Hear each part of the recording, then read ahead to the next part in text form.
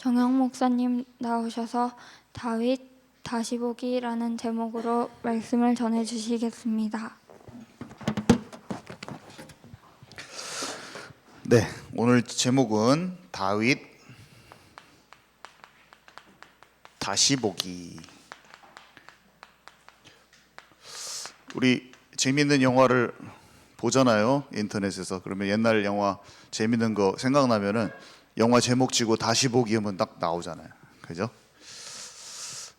영화도 재밌는 영화는 돌려보고 싶잖아요. 근데 성경의 인물 중에서 저는 다윗을 그렇게 다시 돌려보기를 보고 또 봐도 재밌더라고.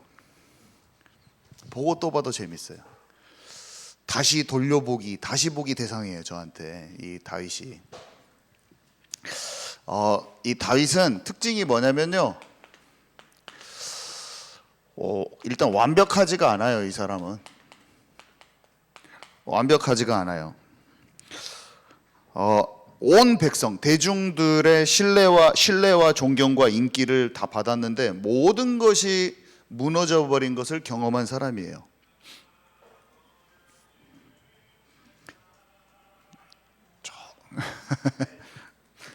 어릴 때 가족들에게 보살핌을 받지 못하고 남편으로서 굉장히 정욕적이고 불륜을 저지른 사람이에요. 남편으로서 완전히 꽝인 그런 사람이에요. 완벽하지 않아요. 아버지로서 굉장히 유약했어요. 자녀들이 완전히 망하는 길로 가는데 인간적인 정에 이끌리는 판단을 엄청 많이 합니다. 분별 못하고 그런 장면들이 엄청 나오고요. 그러니까 남편으로서 꽝이고 아버지로서도 꽝이었고 지도자로서도 굉장히 잘한 부분이 있지만 편파적으로 움직이는 게 되게 많았어요. 다윗이 그랬다니까요. 다윗이 굉장히 완벽하지가 않은 인물입니다. 근데 이 다윗의 이야기가 최고로 기록이 많이 돼 있어요. 성경에는 어떤 인물보다 증거가 가득하고 가장 풍성한 이야기로 성경에 기록되어 있다는 거예요. 너무나 놀랍게도 사람으로서는 최고 많이 적혀 있어요. 아무튼 그 사람 인생을 그렇게 자세하게 적어놓은, 최고로 자세하게 적어놓은 인물이 다윗이에요. 사람들이, 우리가 한국인이 진짜 좋아하는 소설이 삼국지라대요. 근데 읽는 이유가 뭐냐면 이 서바이벌 하는 인생, 살아남아야 되는데 처세술도 배울 수 있고 각 인물들이 천태만상이야. 그래서 내 주변의 사람들하고도 비교도 되고 막 하면서 어떻게 살아남을까, 어떻게 해야지 이렇게 잘 전략 전술을 잘 싸워. 인생이 전쟁인데 인생이 군웅이 할거했던 그 시대와 같이 지금도 이 시대도 이렇게 복잡다단한 세상 속에서 답을 얻어보려고 기업인, 경영인들이, CEO들이 삼국지의 처세술과 경영학을 막 연구하고, 지금도 그래요. 삶의 그 인사이트를 얻기 위해서, 통찰력을 얻기 위해서 그렇게 노력을 하는데 사실은 삼국지보다 훨씬 다윗 왕국의 얘기가 진정한 통찰을 줍니다, 삶에. 아멘이십니까? 왜냐, 인간이 이 땅에서 살아남는 가장 서바이벌하는 실제 힘은 하나님으로부터 오기 때문이에요. 그가 하나님의 마음에 합한 자였고 그를 통해서 하나님의 모든 일이 이루어졌는데, 삼국지가 참 재밌거든요. 근데 이 다윗의 얘기를 뜯어보는 게 저는 100배 더 재밌어요. 좀 비교해 보는 것도 재밌고, 사람들이 무엇을 초점 맞춰서 막 알아내려고 하는가, 막 그런 것도 재밌고. 하나님의 사람들 중에 단언컨대 다윗보다 더 좋은 예는 없고 하나님이 가장 많은 기록을 남겨놓으셨다고 보면 됩니다. 자, 하나님의 평가가 중요하잖아요. 하나님의 평가가 뭐라고 했냐면 내 마음에 합한 자라. 하나님의 마음에 합한 자고요,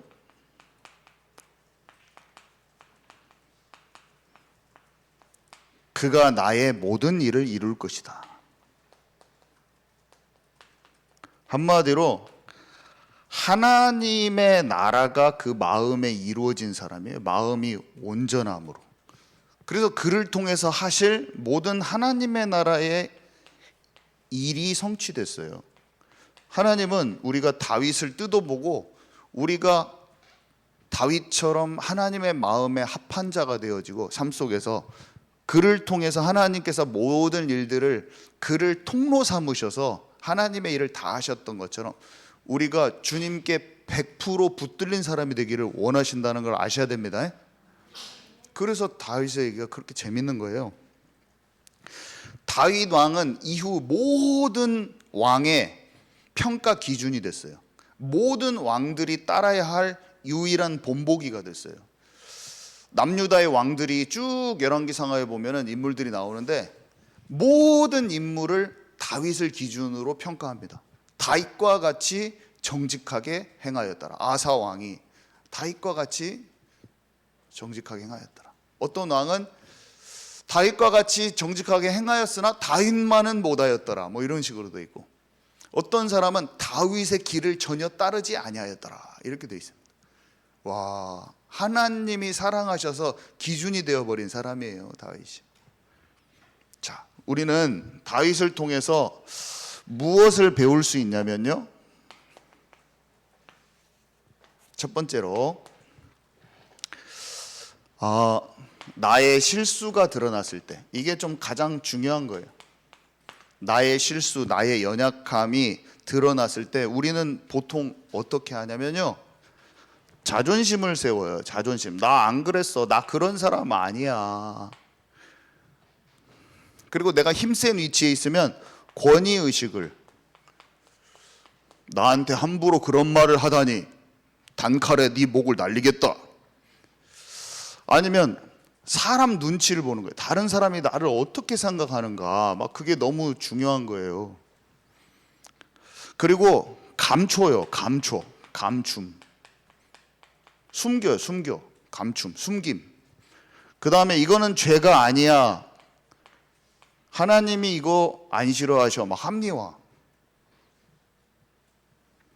사람들한테 다 나타나는 반응이에요. 근데 다윗은 어떻게 하냐면요, 코람데오.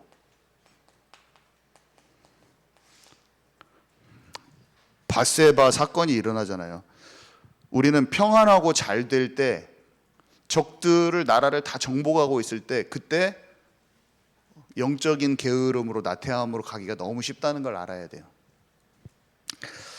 하나님께 그렇게 작은 것을 물었던 다윗이 묻지 않고 있었어요. 그리고 사단에게, 눈에 안목의 정욕으로 밧세바를 보고 실수를 하죠. 근데 거의 한 1년 정도 감췄다고 그래요. 그 남편이 우리아를 죽이고 1년 동안 감추었어요, 그 일을. 그랬더니 나단 선지자가 말해주잖아요. 그때 다윗이 어떻게 합니까? 신하들 앞에서 창피하다가 이런 말 안 해요. 숨기려고 하지 않고 상하고 통회하는 심령으로 나오는 사람을 멸시하지 않으시는 주님께 나갑니다. 예수 피 바르고 나가는 거예요. 나의 실수를 그냥 그 자리에서 자복하고 통회하고 그냥 나가버려요, 주님께. 침상을 적시는 회개. 다윗은 특징이 자존심을 안 피우고, 우리의 모든 자존심을 내려놓는 것이 주인을 바꾸는 첫 번째 단추인 것을 아시기 바랍니다. 우리의 인생의 주인이 예수님으로 바꿔줘야 되는데 내 자존심으로 너무 눈치 보는 것으로 안 돼요. 이거는 기본 중에 기본. 그걸 딱 내려놔야 돼. 다윗이 방금 통회하고 자복했다고 그랬는데, 상하고 통회하는 심령으로 갔다고 그랬는데, 다윗이 또 어디서 그러냐면요, 잘 또 훈련 받아서 가고 있다가 맨 마지막에 죽기 전에 인구 조사를 합니다. 나라 인구 조사할 수 있어요. 인구 조사한 게 뭐 죄예요. 모세도 인구 조사했는데 병력 조사하잖아요. 민수기가 사람을 숫자를 셌단 말이에요. 가나안 땅 들어갈 병력의 숫자를 셌단 말이에요. 숫자를 세는 것은 사실 그렇게 문제는 아닌데 동기가 뭐냐, 그걸 숫자를 센 동기가 뭐냐, 그거거든요. 동기가 뭐냐면 다윗은 항상 전쟁은 여호와께 속한 것이다 이렇게 딱 알고 있었잖아요. 근데 내 힘을 측정해 보는 거예요. 내가 얼만큼 해볼 수 있는가 측정해 보는 거라니까요. 사람에 또 의지한 것이라고 볼 수도 있고, 스스로 힘을 과시하려고 그럴 수도 있고, 군사력을 의지할 수도 있고, 또 어느새 내가 잘해서 이렇게 됐다는 거예요. 그것이 뭐든지 간에 온전히 모든 삶의 모든 것이 하나님의 은혜 가운데 주권 가운데 내가 여기까지 왔음을 인정하고 있었어요. 옛날에 인정했어요. 항상 작은 일도. 근데 내가 한 것 같은 거야. 그리고 그 뭔가를 의지하려고 하는. 백성들이 7만 명이 온역으로 죽는 거를 선택합니다. 세 가지 중에 하나 선택하라고 하거든요. 선지자 가시. 다윗이 그걸 선택해서 7만 명이 죽어요. 근데 다윗이 뭘 아냐면 인구 조사라고 해놓고 돌아왔을 때 눈치가 딱 채져버려요. 사무엘하 24장 10절에 보니까 다윗이 백성을 조사한 후에 그의 마음에 자책하고 다윗이 여호와께 아뢰되 내가 이 일을 행함으로 큰 죄를 범하였나이다. 여호와여 이제 간구하옵나니 종의 죄를 사하여 주옵소서. 내가 심히 미련하게 행한나이다 하니라. 우리가 예수님 믿어요. 다윗은 하나님과 좋은 관계 속에 있었어요. 그렇지만 우리는 육신 체질 때문에 여러 방면으로 실수할 수 있어요. 우리의 인생 가운데. 다윗이 큰 실수들을 합니다. 근데 다윗이 왜 하나님의 마음에 합한 자냐? 은혜의 보좌로 자기 행위를 의지하지 않고 때를 따라 돕는 은혜를 얻기 위하여 내 연약함을 동정치 못하실 분이 아닌 그분께 나아간 거예요.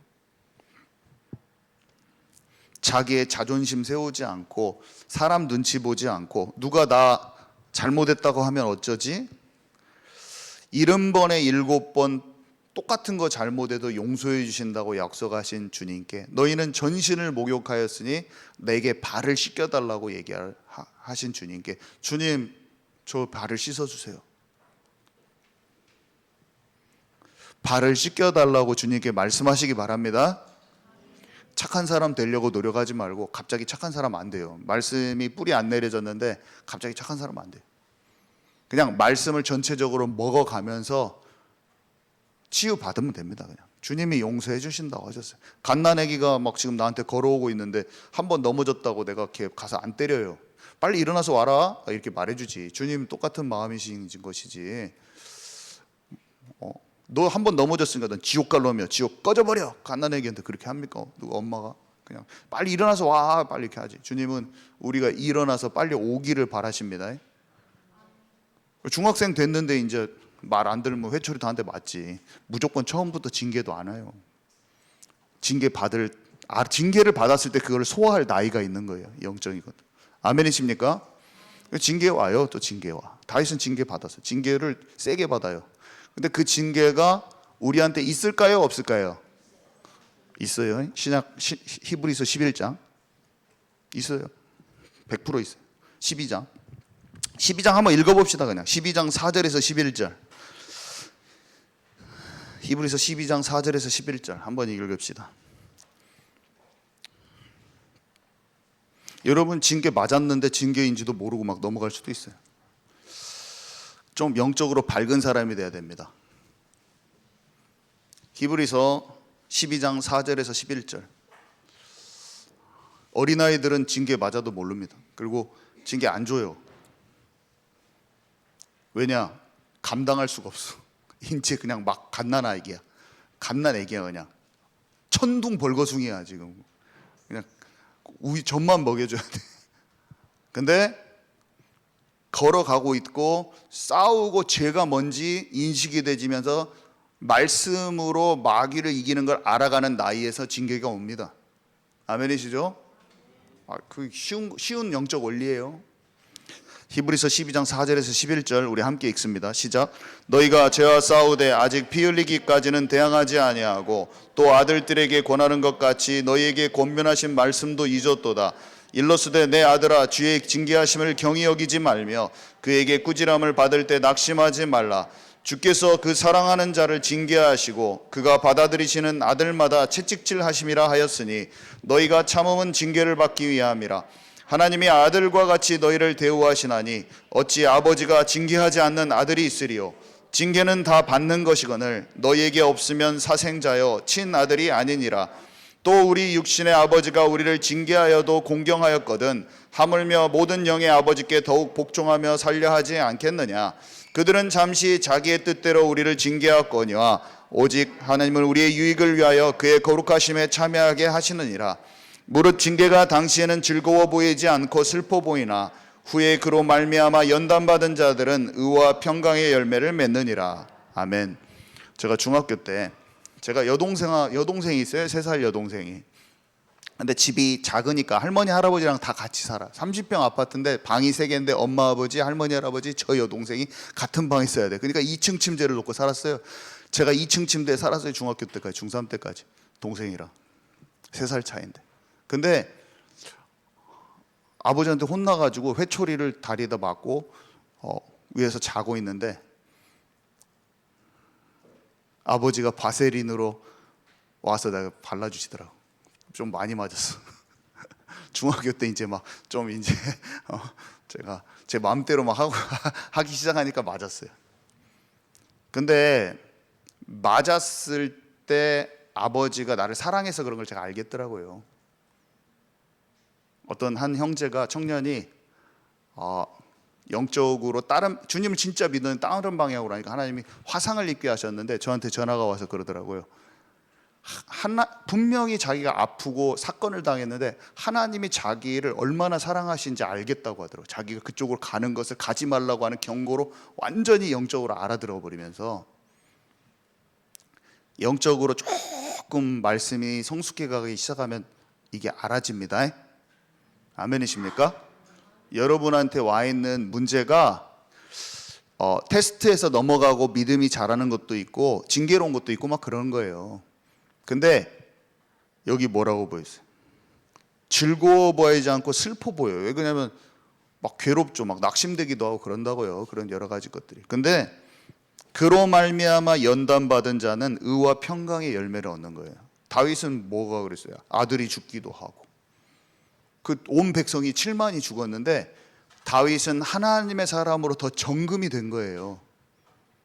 아멘이십니까?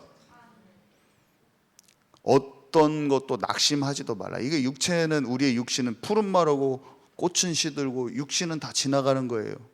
그렇지만 우리가 겪는 사건도 있고 하물며 징계도 있을 수가 있어요. 괜찮은 것을 아시기 바랍니다. 괜찮아요. 그냥 하나님 아버지의 마음을 더 깊이 아는 쪽으로 가면 끝. 이 세상이 짧아요. 100년도 못 살아요. 자, 그 다음에 저 사람은 왜 그럴까? 인간 갈등. 인간 갈등이 오면은 비판하죠. 비판. 저는 비판하는 마음이 자꾸 많이 생기더라고요. 근데 그 비판을 그냥 비판하지 않고 내가 다 맞아, 내 말이. 타당한 이유가 있어요. 저 사람 이래서 잘못, 저렇게 잘못, 이렇게 잘못한 거 맞잖아. 정당한 이유가 있어요. 그래서 딱 비판하는 거예요. 그래서 갈등이 그 사람이랑 일어나. 그리고 딱 보니까 제가 내 완악함은 못 보고 내 실수가 엄청 많으면서 나는 용서를 엄청 하나님께 받기를 원해. 그러면서 그 사람이 하나님께 용서받도록 도와줘야 되는 그 원리도 다 알면서 내 완악함을 못 보고 정죄하는 거죠. 꼭 그렇게 됩니다. 그리고 내 입장만 생각해. 그 사람의 입장 조금만 보면 사실은 이익 손해 계산 딱 들어가는 거예요. 이익 손해 계산이 딱 들어가서 이게 미움으로 증오로 딱 바뀐 거거든요. 가만히 놔두면 미움과 증오로 딱 그 사람하고 나하고 벽이 딱 생겨.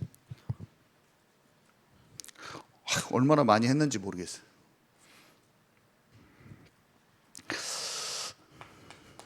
오늘 읽은 데서 나발이 다윗의 상처를 딱 건듭니다. 사무엘상 25장 10절에 보니까 나발이 다윗의 사환들에게 대답하여 이르되 다윗은 누구며 이새의 아들은 누구냐.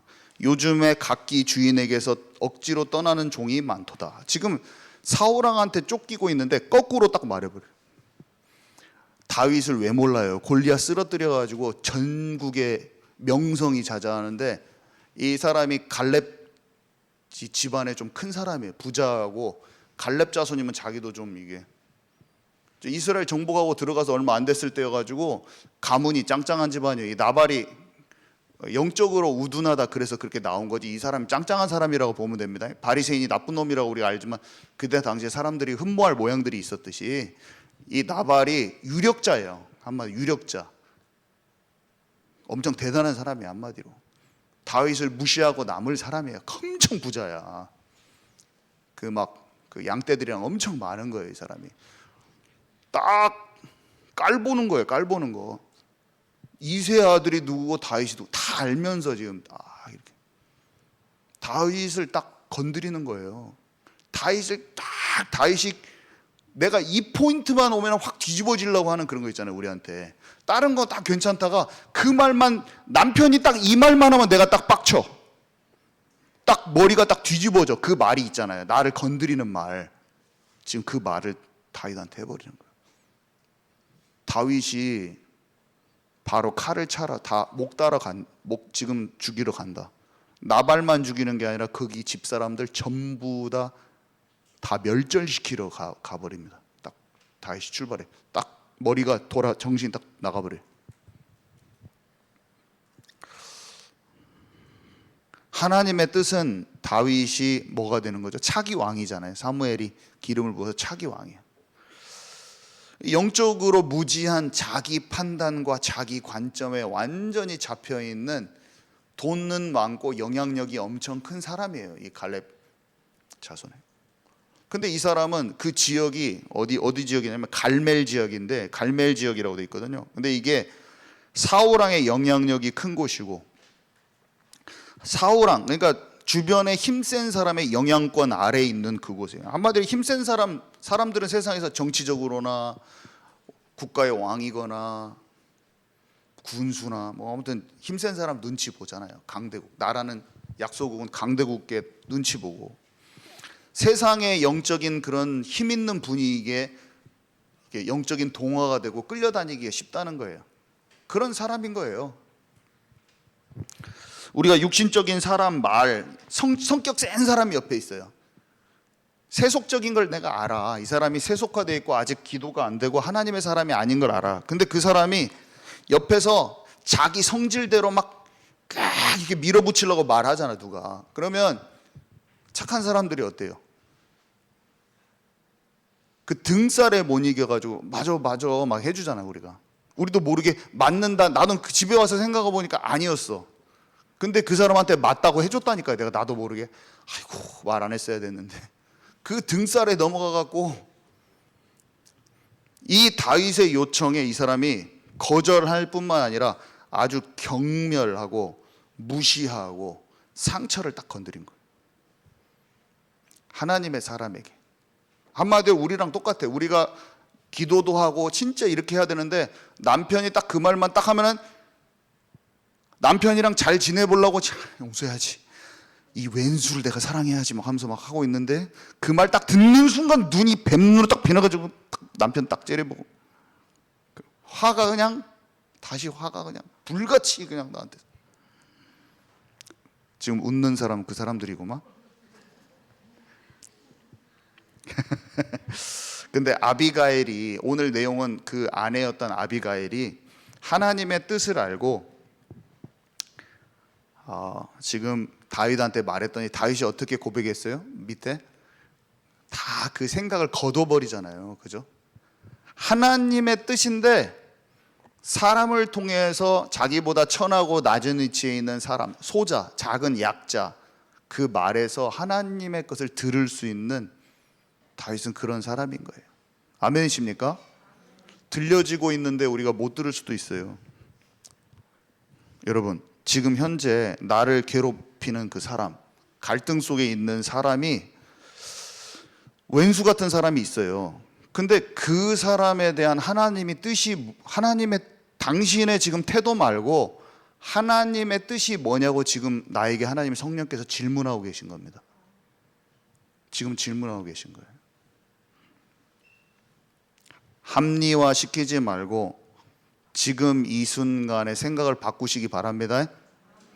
원수 맺은 것에 대해서 하나님께서는 다 네 마음속에 있는 쇠사슬과 이 감옥에서 그 사람을 빼내주라고 지금 말씀하고 계신 거예요. 상처를 거둬라. 하나님 지금 말씀하고 계신 거예요. 자, 내 입장을 고수하기 쉬운데요. 이게 다윗은 자기 입장을 고수하지 안 했어요. 그죠? 근데 아히도벨 말을 자꾸 많이 하죠. 아히도벨은 다윗을 정죄할 만한 아주 합당한 이유가 있었어요. 왜냐? 자기의 손녀 사위 밧세바의 남편 자기 손녀인 밧세바를 취하고 손녀의 남편인 우리아를 다윗이 죽였거든요. 자기가 섬기던 왕이 죽였어요. 그러니까 압살롬 쪽에 가서 완전히 압살롬 쪽에 붙고 다윗을 진짜 나쁜 놈이라고 마음속에 완전히 확정을 지은 거예요. 하나님이 다윗을 어떻게 생각하는가 상관없이 내가 생각할 때는 죽일 놈이다, 다윗은. 생각한 거예요. 목사님이 장로 와이프 겁탈하고 장로를 죽였어, 몰래. 그럼 다른 장로들이 이것은 인간 말종 아니냐, 교회 다 나가자. 당연한 결단이잖아요. 그렇게 장로 중에 한 명 아히도벨이 결단한 거예요. 결단할 만하잖아요. 그죠? 그걸 우리에게 실제적으로 말하기 위해서 비유를 든 거지만 실제로 그렇다니까. 우리의 몸에 체감이 안 돼서 제가 그것을 체감되도록 표현했을 뿐이에요. 비유를 들어서. 그 상황에서 하나님께 질문을 해봤더니, 장로님이 질문을 해봤더니 분명히 어떤 하나님께서 눈치를 주시기에는 아직 기다리라고 하는 거예요. 나가지 말고. 그러면 안 나가야 돼요. 아히도벨은 압살롬 편에 섰는데 하나님께서 후세라는 사람을 쓰셔서 아히도벨의 작전이 먹혀들지 않게 딱 하는 순간 아히도벨은 하나님의 손길이 지금 이쪽 압살롬 편에 있지 않다는 걸 눈치를 딱 챕니다. 이게 이 싸움에서 졌다는 걸 완전히 알았어요. 그러면 자기의 자존심, 자기가 주장해왔던 거 딱 내려놓고 하나님 편에 딱 서야 되잖아요. 근데 어떻게 하냐면 고향으로 내려가서 목매달고 자살해버려요. 내가 그렇게 해도 다윗 너 못 인정 못 해줘. 하나님이 그랬을 수도 있지만 그래도 나 인정 못 해. 끝까지 그렇게 해버려요. 내 입장을 고수하. 상처에 붙들려 있어도 갈등. 내 입장을 끝까지 고수해도 갈등에서 벗어나오지 못하는 것입니다. 악한 자는 악을 행하리니 아무것도 깨닫지 못하리라. 이게 그 말이에요. 악을 행하는데 성령께서 귀 있는 자들은 성령께서 하시는 말씀을 들을지어다. 안 들리는데 계속 있는 거예요. 자, 상황 속에 다른 사람의 말 속에 하나님의 음성이 있는 거예요. 다윗은 그것을 캐치를 잘했어요. 사울왕은 어땠어요? 사무엘이 하나님의 뜻을 직접적으로 옆에서 알려줘도 그걸 알지 못합니다. 자기 마음대로 합니다. 사무엘이 어떻게 하라고 알려줘요. 사울왕한테 이렇게 하라고 알려줘. 이게 하나님의 뜻이라고도 알려줘요. 근데도 안 들려. 귀가 있는데 소리가 다 들리는데 안 들려. 참 신기한 현상이야. 들리는데 안 들려.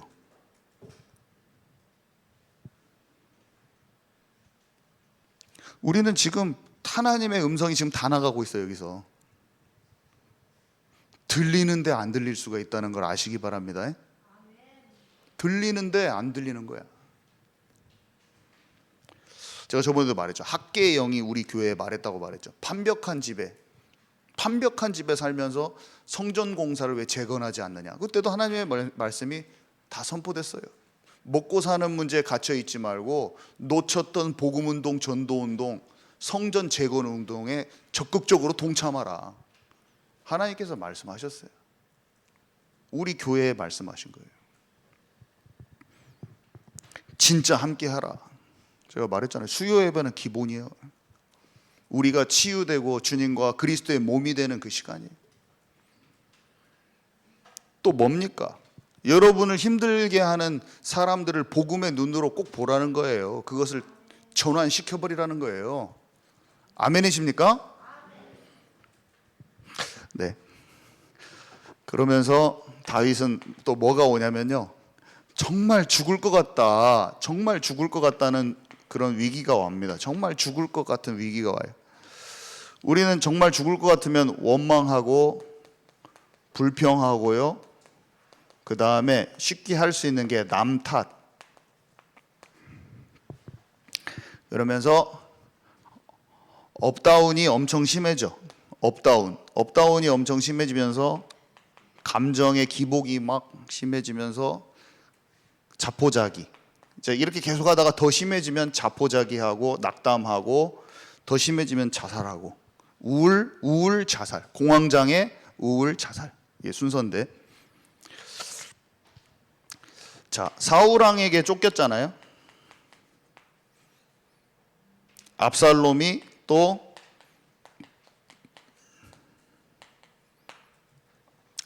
자기를 죽이러 왔어요.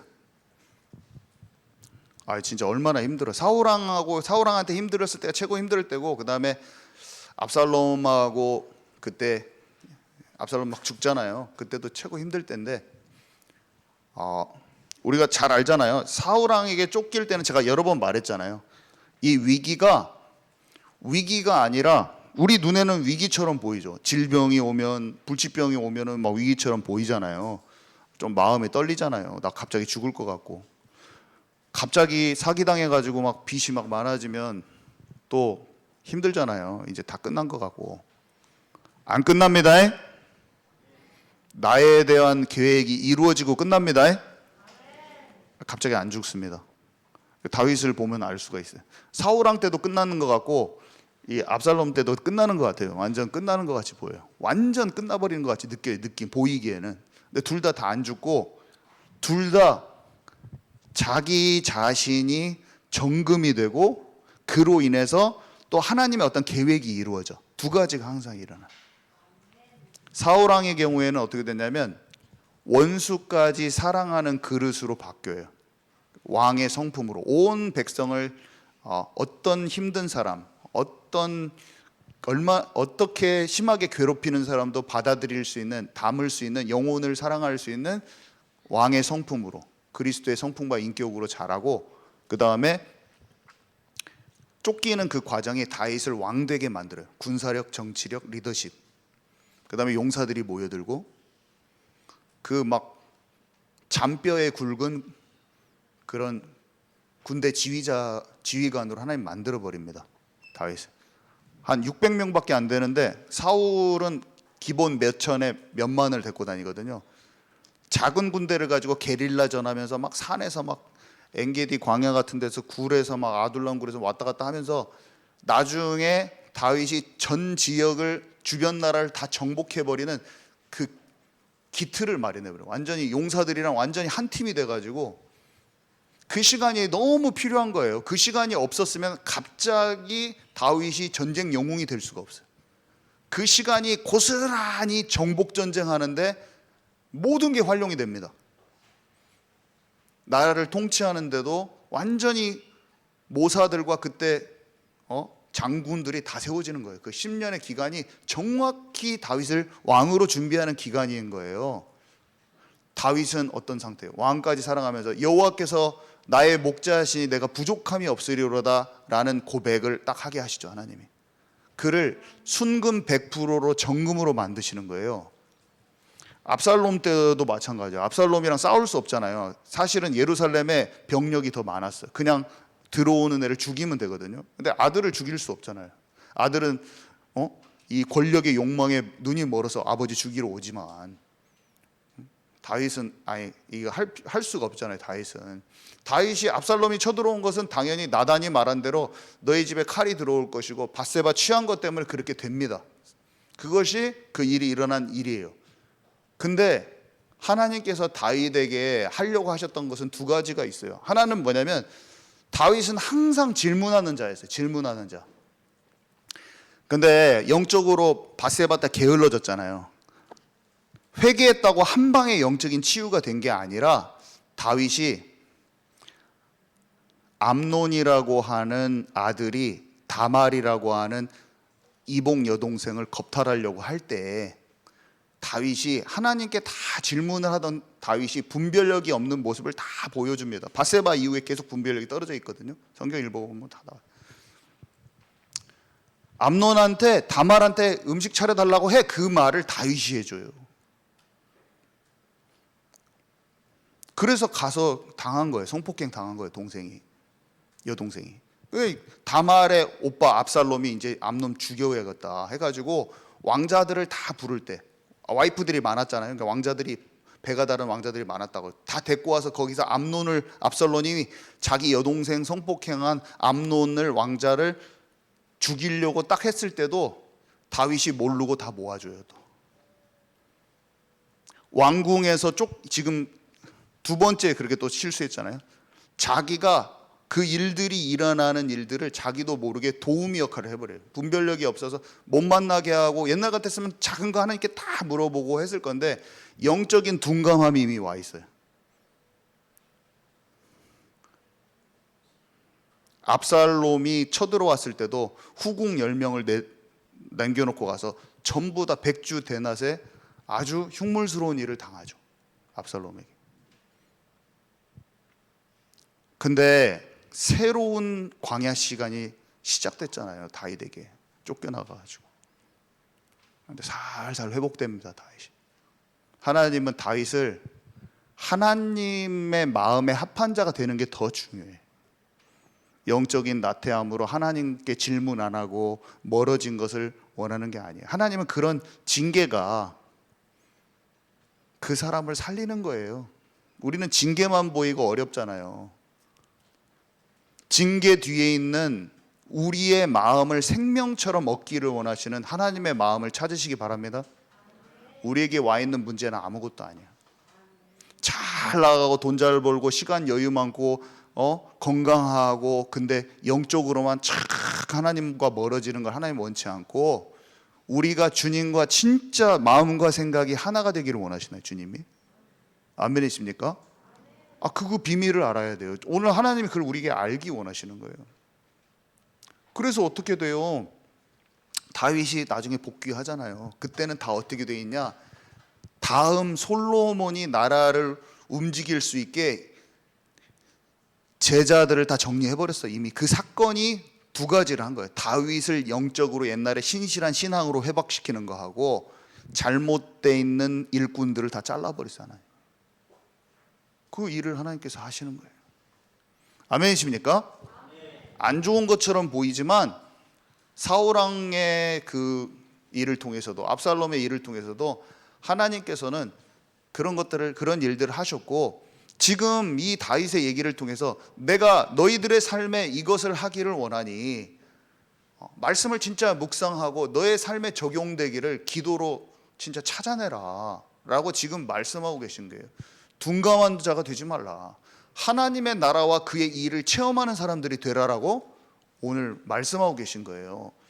영적인 영역에, 보이지 않는 영적인 영역이 어떻게 돌아가는지를 민감하게 살피고 영적인 눈이 활짝 열어서 선명하게 되는 저와 여러분 되시기 바랍니다. 네. 그래서 이 위기는 좋은 거예요. 정금, 순금 100%. 하나님이 나를 100% 쓰실 통로로, 그러면서 나를 하나님의 사람으로 온전케 하면서 내가 가진 잠재력을 20% 개발되어 있는데 100% 개발시켜버리고 하나님의 뜻을 남김없이 성취하기 위한 그런 중요한 일들이라니까. 위기가 기회야. 그래서 기회예요, 기회. 자, 결론입니다. 결론은 하나님의 나라인데, 하나님의 나라가 뭐였습니까? 말씀이 내 안에 들어오면, 씨 뿌리는 비유에는 말씀이 내 안에 들어오면 하나님의 나라. 계명을 지키는 자에게 내가 나를 나타내 보이리라. 말씀이 사탄보다, 원수보다 나를 지혜롭게 한다. 다 이게 이제 하나님의 나라에 대한 뜻이거든요. 그러니까 하나님의 나라가 임하는 단계, 하나님의 나라가 임하는 단계는 뭐냐면요, 첫 번째로 당연히 말씀을 잘 듣고 묵상하는 거죠. 말씀을 잘 듣고 묵상해서 그게 깨달아져요. 하나님의 은혜가 임하면 깨달아지는데, 그게 성령이 하시는 건데, 그러면 말씀을 더 알고 싶은 마음의 갈망이 생긴다고요. 그 시냇가에 심은 나무같이 주야로 다윗이 묵상할 수밖에 없어요. 말씀이 꿀송이보다 단이다. 하나님의 말씀이 너무 다른 거예요.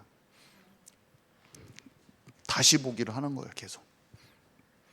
그리고 그 말씀이 옛날에는 보여지지 않는 내 삶을 조명케 해요. 내 삶의 상황들이 새로운 통찰력을 가지고 해석이 되는 거야. 삶에 전혀 보이지 않았던 게 내 삶의 그 문제에 이런 다윗의 이런 것들이 적용이 되는 거예요. 성령의 도우심이죠. 그래서 맨날 다른 사람 말 같았는데 말씀이 내게 주시는 것으로 적용이 되는 거예요. 사람에게. 실제로 왼수 같은 사람한테 적용이 딱 되는 거예요, 갑자기. 그리고 죽을 것 같은 내 상황에 안 죽는다는 걸 알아지는 거예요. 하나님 진짜 살아계시잖아. 나를 분명히 인도하고 계시는데 내가 두려워 떨 일이 아니잖아. 하나님, 저는 말씀대로 되리라고 믿습니다.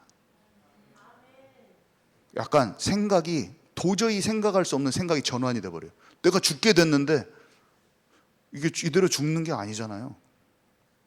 하나님의 뜻을 내가 알기를 원합니다. 생각이 바뀌어버려요. 도저히 생각할 수 있는 생각이 바뀌어버려요. 그러면서 적용한 그 말씀이 영적 반응을 일으켜서 반응이 일어나는데, 그게 힘든데 감사의 반응이 난다든지, 아니면 절대로 내 자존심만 붙들고 있는데 그 사람이 회개를 해버린다든지, 질병 걸려서 죽게 됐고 끝났다고 생각했는데 하나님의 다음 계획이 보여버린다든지, 뭔가 문제 가운데 답이 보이고 갈등인데 갱신하고 용서할 수 있는 힘이 생겨버린다든지, 이런 게 나타나 버린 거예요. 위기 속에서 하나님이 하실 게 믿어지면서 다 기다리고 있는다든지 바뀌어버리는 거예요. 내 태도가, 그 현상을 보는 내 태도가 하나님의 나라가 하나님 나라의 일이 성취될 수 있는 영적 상태로 이미 바뀌어져 버리는 거예요. 염려와 걱정에 붙들려 있지 않고 담대함과 평안과 여유를 가지고 주께서 내 인생 그 2차전에 어떻게 인생 후반전에 어떻게 하실지에 대한 기대와 소망을 갖고 내가 진짜 이제 하나님과 함께 하기를 원합니다. 하나님의 마음에 합한 자가 돼서 하나님 나라의 일이 성취되는 인생이 나는 되기를 원합니다. 이 고백이 내 속에서 나온다는 거예요. 아멘이시죠? 그래서 시편 119편 147절하고 시편 4편 4절하고 시편 63편 6절에 보니까요, 제가 쭉 읽을게요. 내가 날이 밝기 전에 부르짖으며 주의 말씀을 바라싸우며 너희는 떨며 범죄하지 말지어다. 자리에 누워 심중에 말하고 잠잠할지어다. 이거는 아침에 다윗이 말씀을 생각했던 거하고 잠자리에 들기 전에 깊은 치유를 놓고 기도한 딱 그 장면이거든요. 내가 죄에 대해서 얘기했잖아요. 나의 언행 심사가 성령인도 받지 못한 것에 대한 깊은 치유를 생각하는 거고, 시편 63편 6절에 보니까 내가 나의 침상에서 주를 기억하며 새벽에 주의 말씀을 작은 소리로 읊조릴 때에 하오리니, 여기는 두 개를 다 설명하고 있어요. 자기 전하고 아침에 다 기도합니다. 아침에 말씀 딱 묵상하고 자기 전에 하루를 돌아보면서 내가 하나님과 진짜 함께였느냐를 생각해보는 다윗의 이 기도의 영적인 리듬이 삶 속에 있을 때 문제와 이런 여러 가지 것들이 왔을 때 상황만 보지 않고 하나님의 말씀이 떠오르면서 그게 실제로 적용되는 하나님의 나라의 일, 이것을 성취하기를 예수님께서 원하셔서 부활하셔서 40일 동안 이 하나님의 나라의 일을 얘기하시고 방법은 오로지 기도에 힘쓰는 집중뿐이라고 말씀하셨어요. 우리가 해야 될 거는 단 하나, 말씀을 듣고 깨닫고 이 말씀이 내 삶에 펼쳐지기를 소망하고 성령 충만받고 삶 속에서 이 말씀이 내 삶에 실제로 분별되어지면서 적용하기를 바라는 마음으로 하나님의 나라거든요. 그럼 우리 삶에 조금씩 알아집니다. 저는 그것 때문에 중독이라고 생각 안 했던 것 중독인 걸 끊어지고, 미운 사람을 용서하게도 되고, 교회에 흐르는 방향도 막 알아지고, 여러 가지 것들이 실제로 성령 인도받았다 내가 말할 수 있는 것들이 내 생각과 삶 속에 적용이 되더라고요. 그래서 막 우리가 감정적으로 막 눈물로 기도하는 것도 좋지만 오늘 이 받아진 말씀을 가지고 삶의 기도의 리듬이 딱 들어가서 삶 속에 사소한 문제 가운데 하나님의 뜻이 발견되어지는 참된 기도를 우리는 경험해야 되는 거예요. 우리 그것을 하시깁시다. 그래도 우리 경찬 형제 나올 때 같이 또 뜨겁게 기도합시다. 우리가 하나님 아버지 부른다고 나쁜 거 아니에요. 우리가 뭐 기쁘면 뭐 울고 하는 거지, 감사하면 웃고 하는 거지. 또 하나님께, 주님께 또 뜨겁게 기도합시다. 또 하나님, 소망이 다른 게 없습니다. 오직 예수 그리스도만 나의 소망이고 주님이 함께하는 삶만이 나의 진짜 모든 것이오니 하나님 나와 함께하여 주옵소서. 우리 함께 기도하도록 하겠습니다.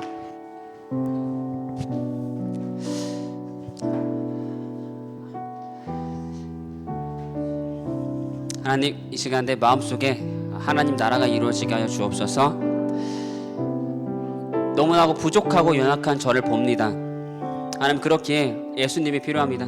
예수 그리스도 안에서 완전해짐을 경험하는 자가 될 수 있도록 하나님 좀 함께하여 주옵소서. 하나님 마음 내 안에 충만히 부어주셔서 주님께서 문제와 어려움, 나에게 징계를 주셨을 때 어떤 마음으로 주셨는지 이제는 아는 자가 되게 하시고, 원망 불평하는 자가 아니라 감사하는 자가 되게 하옵소서. 깨닫는 은혜가 있게 하여 주옵소서. 우리 시간 합심해서 하나님께 기도드리겠습니다. 하나님, 나를 너무나 사랑하시는 줄 압니다. 나를 얼마나 사랑하시는지 하나님, 내가 그 사랑 안에 온전히 머물기 원합니다. 하나님, 이 시간 역사하여 주옵소서. 내 마음속에 있는 모든 두려움과 어둠과 눌려있던 부분에서 완전한 해방을 얻게 하시고, 빛 대신 예수님 내 안에 찾아오셔서 빛으로 내 마음을 비춰주시고 다시 한번 모든 죄악을 깨끗게 하여 주옵소서. 하나님, 주님의 은혜가 있기 원합니다. 문제와 어려움 속에서 깨닫는 은혜가 있기 원합니다. 이것이 나를 죽이려고 하는 것이 아니라 도리어 나를 살리고 하나님께 방향을 돌이키려 하는 줄 압니다. 하나님, 이 모든 것이 발판이 되어질 수 있도록 하나님 은혜를 더하여 주옵소서. 하나님, 이 세상과 이 문화 속에서 흔들리지 않게 하시고, 사람의 말에 흔들리는 것이 아니고 거기에 상처받는 것이 아니라 하나님, 예배한 말씀 속에서 그 답을 얻게 하시고 그들을 위해서 중보하고 기도할 수 있는 자로 설 수 있도록 하나님 은혜를 더하여 주옵소서. 하나님께서 파수꾼으로 부르셨습니다. 하나님의 군사로 부르셨습니다. 장수왕 분량까지 성장할 수 있도록 하나님 은혜를 더하여 주옵소서. 하나님, 나라가 내 마음속에 이루어지게 하여 주옵소서. 목이 곧은 백성이 되지 않게 하시고 내 마음이 굳어지지 않도록 하나님 은혜를 더하여 주옵소서. 하나님, 주님께서 나와 함께 계시는 줄 믿습니다. 아버지의 사랑이 내 안에 흘러 넘치기 원합니다. 내 삶 가운데 주님과 동행하기 원합니다. 하나님, 모든 어둠이 떠나가게 하시고 내 마음과 생각을 튼털어가는 모든 흑암의 세력이 무너지게 하여 주옵소서. 하나님, 마귀의 진이 모두 박살나게 하시고 하나님 나라가 내 삶 가운데 내 안에 충만히 임할 수 있도록 하나님 은혜를 더하여 주옵소서. 하나님, 십자가 앞에 서기 원합니다. 그 좁은 길 주님과 함께 나가기 원합니다. 하나님, 멸망의 대로 가운데 서 있지 않게 하시고 이제는 방향을 돌이켜 주님께 나아가는 자가 되게 하여 주옵소서. 하나님, 굳은 마음을 제거하여 주옵소서. 부드러운 마음을 더하여 주옵소서. 이제는 하나님 마음에 합한 자가 되기 원합니다. 이 세상 속에서 주님만 바라보고 나아가는 자가 되기 원합니다. 합리화하지 않게 하시고 타협하지 않게 하시고 이제는 죽으면 죽으리라 결단하고 주님 앞에 서는 자가 될 수 있도록 하나님 은혜를 더하여 주옵소서. 내 모든 삶 주님께서 인도하시고 주관하시는 줄 믿습니다. 하나님, 내 삶 속에서 작은 결정이 내 고집대로 내가 원하는 대로 하는 것이 아니라 주님께 기구히 이루고 주님과 함께하는 결정이 될 수 있도록 하나님 은혜를 더하여 주옵소서. 내 삶 가운데 주님이 나타나기 원합니다. 하나님 이 시간 주님의 얼굴을 구합니다. 하나님 나라가 이루어지기 원합니다. 성령 충만함을 더하여 주옵소서. 아버지의 사랑이 내 안에 있게 하여 주옵소서. 하나님 기름 부어 주옵소서. 하나님 임재하시며 내 삶 가운데 흘러 넘치기 원합니다. 내 주위에는 모든 흑암의 세력이 떠나가게 하시고 틈타고 방해하러 가는 모든 마귀의 세력들 예수 그리스도 이름으로 완전히 결박되게 하여 주옵소서. 하나님 주님께서 24시간 함께 하시는 줄 믿습니다. 하나님 약속을 잊어버리지 않습니다. 하나님 말씀을 기억합니다. 내 말씀 가운데 서 있게 하셔서 내 마음을 자유케 하여 주옵소서. 하나님 감사합니다. 예수 그리스도 이름으로 기도드립니다. 아멘. 우리 목사님께서 축도해 주시겠습니다. 지금은 우리 구주 예수 그리스도의 은혜와 아버지 하나님의 크신 사랑하심과 성령님께서 우리 안에 계셔서 날마다 승리케 하시는 그 역사가 우리 삶 속에도 다윗 못지않은 많은 어려운 문제들이 있지만 다윗과 같이 하나님과 함께하는 그 가장 소중하면서도 기초적인 부분이 먼저 회복되어 하나님과 깊은 동행함 속으로 먼저 들어가고, 그래서 하나님의 나라와 하나님의 나라의 일이 우리 삶 속에 성취되기를 소망하는 이 자리에 있는 모든 이들에게 지금으로부터 영원토록 항상 함께 있을지어다. 아멘.